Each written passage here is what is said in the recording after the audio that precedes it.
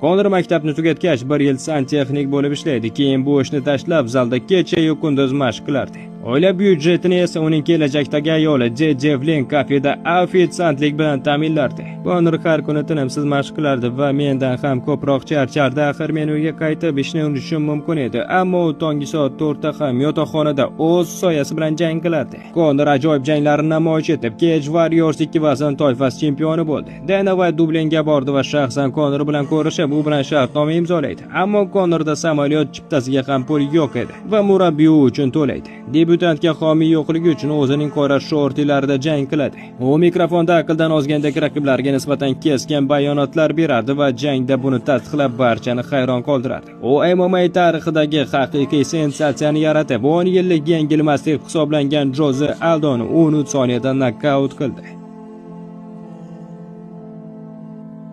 Qachonki bu oltin kamar belimda bo'lsa, onam katta saroyda yashasa, ayolimda haftaning har kuni uchun yangi mashinasi bo'lsa, farzandlarimning farzandlari ham xohlagan narsaga ega bo'lsa, shunda hammasi o'zini oqlaydi.